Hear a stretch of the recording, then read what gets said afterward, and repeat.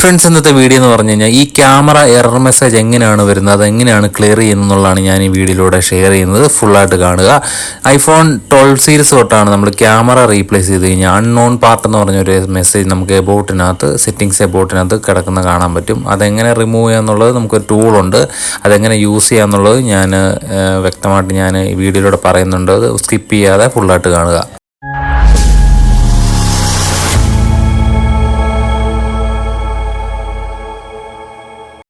Friends, നമ്മൾ service ചെയ്യുമ്പോൾ iPhone 13 Pro Max ആണ്. ഇതിൻ്റെ കംപ്ലയിൻ്റ് എന്ന് വെച്ച് കഴിഞ്ഞാൽ back camera front camera work ചെയ്യുന്നില്ല. നമുക്കൊന്ന് ചെക്ക് ചെയ്ത് നോക്കാം. ഇപ്പം നിങ്ങൾക്ക് കാണാം ബ്ലാക്ക് ഔട്ടായി നിൽക്കുകയാണ്.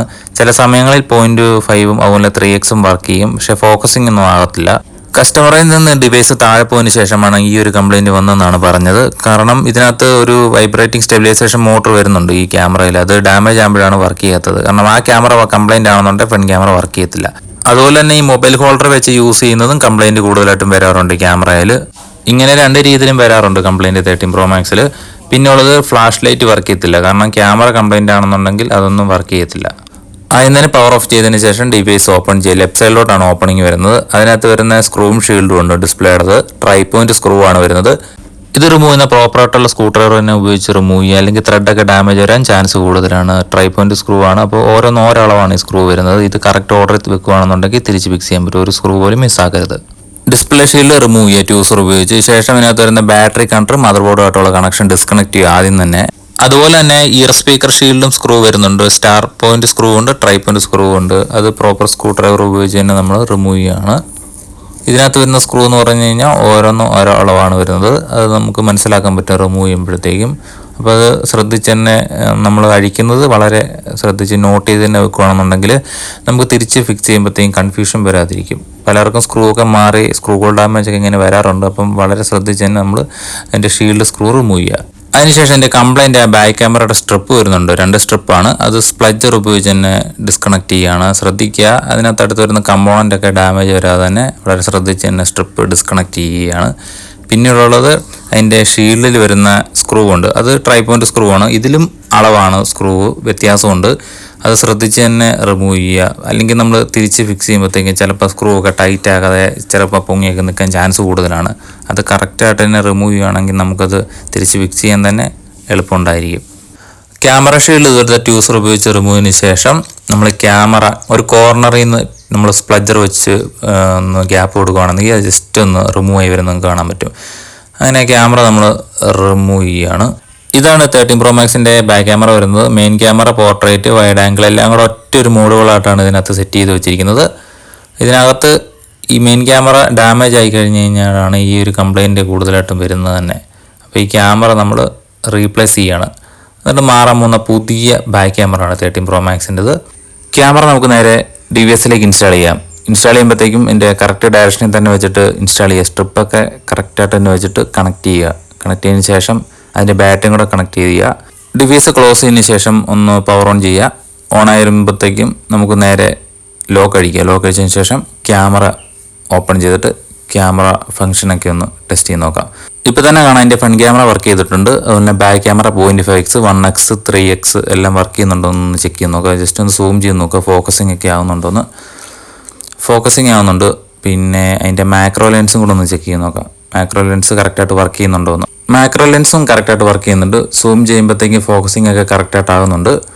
അതുപോലെ തന്നെ ഇതിൻ്റെ നേരെ നമുക്ക് വീഡിയോ മോഡ് ഒന്ന് എടുത്ത് ചെക്ക് ചെയ്ത് നോക്കാം. വീഡിയോ മോഡിലും വൈഡ് ക്യാമറ അതുപോലെ തന്നെ 1x 3x ഒക്കെ വർക്ക് ചെയ്യുന്നുണ്ട്. നമുക്കൊന്ന് റെക്കോർഡ് ചെയ്ത് നോക്കാം. കുഴപ്പമില്ല. നമുക്ക് നേരെ സെറ്റിങ്സിനകത്ത് ഓപ്പൺ ചെയ്യുമ്പോഴത്തേക്കും ക്യാമറ നോട്ട് റെക്കഗ്നൈസ്ഡ് എന്ന് പറഞ്ഞൊരു മെസ്സേജ് വന്നിട്ടുണ്ട്. അൺനോൺ പാർട്ടാണ് കാണിക്കുന്നത്. എറർ മെസ്സേജാണ്.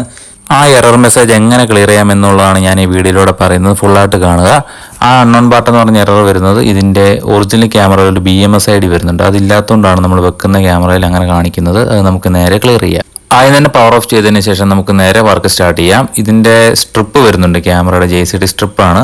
JCD സ്ട്രിപ്പ് ടാഗാണ് വരുന്നത്. ടാഗ് നമ്മൾ ഒറിജിനൽ ക്യാമറയിൽ അതിനകത്ത് ടാഗ് ചെയ്തിട്ട് നമ്മളതിനകത്ത് ഡാറ്റ ട്രാൻസ്ഫർ ചെയ്യുന്ന കുറച്ച് വർക്കാണ് വരുന്നത്. അതിനുപയോഗിക്കുന്ന ഒരു ടൂളാണ് V1SE എന്ന് പറഞ്ഞ പ്രോഗ്രാമറാണ്. പ്രോഗ്രാമർ നമ്മൾ JCD ടാഗ് ഉപയോഗിച്ച് ഇതിൻ്റെ ഒറിജിനൽ ക്യാമറ വരുന്ന ഒരു ID ഉണ്ട്. അത് നമ്മൾ നേരെ ടെസ്റ്റ് അടിച്ചതിന് ശേഷം അതിനകത്ത് ID നമ്മൾ ഡാറ്റ റൈറ്റ് ചെയ്യുന്ന റീഡ് ആൻഡ് റൈറ്റ് ചെയ്യുന്ന കുറച്ച് വർക്കാണ് വരുന്നത്. ഒറിജിനൽ ക്യാമറയുടെ BMS ID ചെയ്തതിന് ശേഷം നമ്മൾ നേരെ ഐഫോൺ ആണ് കണ്ടതിന് ശേഷം ഐഫോണിനകത്ത് ട്രസ്റ്റ് ചെയ്തതിന് ശേഷം ഡാറ്റാസ് നേരെ പുതിയ ക്യാമറയിലേക്ക് ടാഗ് ചെയ്തതിന് ശേഷം ടെസ്റ്റ് അടിച്ചിട്ടൊന്ന് ചെക്ക് ചെയ്ത് നോക്കാം. അപ്പം ഡാറ്റ പ്രോഗ്രാമിംഗ് എല്ലാം ഓക്കെ ആയിട്ടുണ്ട്. ഈ ക്യാമറ നേരെ DVSലേക്ക് ഇൻസ്റ്റാൾ ചെയ്യുന്നതിന് മുമ്പായിട്ട് തന്നെ അതിനകത്ത് വരുന്ന കുറച്ച് ഡസ്റ്റ് ഉണ്ട്, അത് ബ്ലോവർ അടിച്ച് നല്ല പെർഫെക്റ്റ് ആയിട്ട് നമ്മൾ ക്ലീൻ ചെയ്യുക. അതിനുശേഷം നമ്മൾ ഈ ക്യാമറ നേരെ കറക്റ്റ് ഡയറക്ഷനിൽ തന്നെ വെച്ചതിന് ശേഷം സ്ട്രിപ്പൊക്കെ പ്രോപ്പറായിട്ട് കറക്റ്റായിട്ട് വെച്ചതിന് ശേഷം കണക്ട് ചെയ്യുകയാണ്. സ്ട്രിപ്പ് കറക്റ്റായിട്ട് കണക്ട് ചെയ്യുക. സ്ട്രിപ്പ് കണക്ട് ചെയ്യുമ്പോഴത്തേക്കും അതിൻ്റെ കണക്ടറിനകത്തോട്ട് പ്രസ് ആകുമ്പോഴത്തേക്ക് ഒരു ക്ലിക്ക് സൗണ്ട് നമുക്ക് കേൾക്കാൻ പറ്റും. അപ്പോൾ കറക്റ്റായിട്ടിരുന്ന് നമുക്ക് മനസ്സിലാക്കാൻ പറ്റും. ഇതിൻ്റെ ക്യാമറ ഷീൽഡ് വരുന്നത് കറക്റ്റ് ഡയറക്ഷനിൽ ഒരു ലോക്ക് ഉണ്ട്. ആ ഷീൽഡിന് ആ ലോക്കിലേക്ക് കറക്റ്റായിട്ട് പ്രസ് ചെയ്ത് നമ്മൾ ഷീൽഡ് അതിലേക്ക് ഫിക്സ് ചെയ്യുക. ഷീൽഡിൽ വരുന്ന സ്ക്രൂ ഉണ്ട്, നമ്മൾ റിമൂവ് ചെയ്ത സ്ക്രൂ ഉണ്ട്, അത് ഓരോ ഓർഡർ വെച്ചിരിക്കാൻ നമുക്ക് തിരിച്ച് ഫിക്സ് ചെയ്യാൻ പറ്റും. ട്രൈ പോയിന്റ് സ്ക്രൂ ആണ്. ഇതിൽ ഓരോ സ്ക്രൂ ഓരോ അളവായിട്ടാണ് ഇരിക്കുന്നത്. അത് നമ്മൾ കറക്റ്റായിട്ട് ആ ഓർഡർ വെക്കുകയാണെങ്കിൽ നമുക്ക് തിരിച്ച് ഫിക്സ് ചെയ്യുന്ന സമയത്ത് കൺഫ്യൂഷൻ ഉണ്ടാകാതിരിക്കും. അപ്പോൾ ഓവർ ടൈറ്റ് ആകാത്ത രീതിയിൽ ഒരു നോർമൽ ടൈറ്റിൽ തന്നെ അതിൻ്റെ ട്രൈ പോയിന്റ് സ്ക്രൂ കറക്റ്റായിട്ടുള്ള പ്രോപ്പർ സ്ക്രൂ ഡ്രൈവർ ഉപയോഗിച്ച് തന്നെ നമ്മൾ തിരിച്ച് അതിലേക്ക് ഫിക്സ് ചെയ്യുക. ബാറ്ററി കണ്ടർ കറക്റ്റായിട്ട് കണക്ട് ചെയ്യുക. അതിനുശേഷം ഇയർ സ്പീക്കർ ഷീൽഡ് വരുന്നുണ്ട്. ഇയർ സ്പീക്കർ ഷീൽഡിനകത്ത് വരുന്ന സ്ക്രൂവും ഓരോന്നോരളവാണ്. ട്രൈ പോയിന്റും ഉണ്ട്, അതുപോലെ തന്നെ സ്റ്റാർ പോയിന്റ് സ്ക്രൂ ഉണ്ട്. ഇതിൽ സ്ക്രൂ ഫിക്സ് ചെയ്യുമ്പോഴത്തേക്കും ഓവർ ടൈറ്റ് ആകാത്ത രീതിയിൽ ഒരു മീഡിയം ടൈറ്റിൽ തന്നെ കറക്റ്റായിട്ടുള്ള സ്ക്രൂ ഡ്രൈവർ ഉപയോഗിച്ച് തന്നെ ഒരു സ്ക്രൂ പോലും നമ്മൾ മിസ്സാക്കാത്ത രീതിയിൽ എല്ലാ സ്ക്രൂ നമ്മൾ തിരിച്ച് അതിലേക്ക് തന്നെ പ്രോപ്പറായിട്ട് തന്നെ ടൈറ്റ് ചെയ്യുക.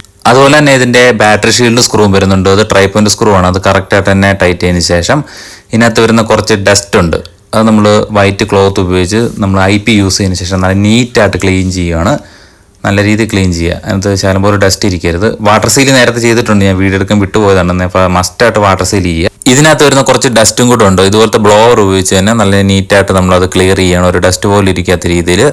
അതിനുശേഷം നമ്മൾ ഡിസ്പ്ലേ ക്ലോസ് ചെയ്യുക. ക്ലോസ് ചെയ്യുമ്പോഴത്തേക്കും കറക്റ്റായിട്ട് ഡയറക്ഷൻ വെച്ചിട്ടുണ്ട്. അതിനകത്തൊരു ലോക്ക് ഉണ്ട്. ആ ലോക്കിലേക്ക് കറക്റ്റായിട്ട് നമ്മൾ അലൈൻ ചെയ്തതിന് ശേഷം ഒരു കോർണറിൽ നിന്ന് നല്ല പ്രസ് ചെയ്ത് കഴിഞ്ഞാൽ കറക്റ്റായിട്ട് അതിൻ്റെ ആ സീറ്റിംഗ് നമുക്കറിയാൻ പറ്റും.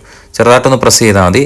കറക്റ്റായിട്ട് പ്രസ് ചെയ്യുമ്പോഴത്തേക്ക് ഇതുണ്ടോ, കറക്റ്റായിട്ട് ആ ലോക്കിലേക്ക് അത് ഡിസ്പ്ലേ ഫിക്സ് ആകുന്നതായിരിക്കും. ഓവറായിട്ട് പ്രസ് ചെയ്യേണ്ട, നോർമൽ രീതി പ്രസ് ചെയ്താൽ മതി.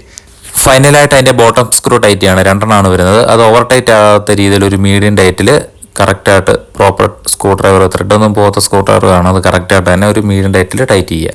അതിനുശേഷം ഡിവൈസ് ഇതുപോലെ നീറ്റായിട്ട് നമ്മൾ വൈറ്റ് ക്ലോത്ത് ഉപയോഗിച്ച് നമ്മുടെ IP കൂടെ യൂസ് ചെയ്തതിന് ശേഷം നല്ല നീറ്റ് ആൻഡ് പെർഫെക്റ്റ് ആയിട്ട് ക്ലീൻ ചെയ്യാണ്.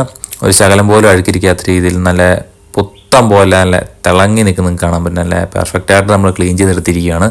ഡിവൈസ് പവർ ഓൺ ചെയ്യുക. നോർമലി ഇത് ഡിവൈസ് ബൂട്ടായി ഓണായി വന്നിരിക്കുകയാണ്. പാസ്കോഡ് അൺലോക്ക് ചെയ്തതിന് ശേഷം നേരെ സെറ്റിംഗ്സ് ഓപ്പൺ ചെയ്യുക. സെറ്റിംഗ്സിനകത്ത് ആ മെസ്സേജ് ക്ലിയർ ആയിട്ടുണ്ട്. അതൊന്ന് നിങ്ങൾക്ക് കാണാം. ഇപ്പോൾ വാണിംഗ് മെസ്സേജ് ഒന്നുമില്ല, അൺനോൺ പാർട്ടൊന്നുമില്ല, എല്ലാം ക്ലിയർ ആയിട്ടുണ്ട്. നേരെ ക്യാമറ ഒന്ന് ഓപ്പൺ ചെയ്ത് മോഡുകളൊക്കെ ഒന്ന് ചെക്ക് ചെയ്ത് നോക്കുക. മോഡുകളൊക്കെ എല്ലാം വർക്ക് ചെയ്യുന്നുണ്ട്. 0.5x 1x 3x ഒക്കെ വർക്ക് ചെയ്യുന്നുണ്ട്. സൂമിംഗ് ഒക്കെ പക്കായിട്ട് വർക്ക് ചെയ്യുന്നുണ്ട്. 15x വരെയൊക്കെ ഓക്കെയാണ്. അതുപോലെ ക്യാമറയിലെ മെയിൻ ഹൈലൈറ്റ് ആണ് അതിൻ്റെ സിനിമാറ്റിക് മോഡ്. സിനിമാറ്റിക് മോഡ് നല്ല അടിപൊളിയായിട്ട് വർക്ക് ചെയ്യുന്നുണ്ട്. ബാക്ക്ഗ്രൗണ്ട് ബ്ലർ ഓക്കെയാണ്. പിന്നെ നമുക്ക് നേരെ ഇതിൻ്റെ എല്ലാ മോഡും ഒന്ന് ചെക്ക് ചെയ്ത് നോക്കാം, എല്ലാം ഓക്കെയാണ്. അതുപോലെ തന്നെ ഫ്രണ്ട് ക്യാമറ എടുത്ത് പോർട്രേറ്റ് എടുത്ത് ബ്ലർ ആകുന്നുണ്ട് നോക്കാം, അതും ഓക്കെ ആയിട്ടുണ്ട്. കംപ്ലൈൻറ്റും ക്ലിയർ ആയിട്ടുണ്ട്. നേരെ നമുക്ക് ഫ്ലാഷ് ലൈറ്റ് ഒന്ന് ഓപ്പൺ ചെയ്ത് നോക്കാം. ഫ്ലാഷ് ലൈറ്റ് ഇത് വർക്ക് ചെയ്യുന്നുണ്ട്.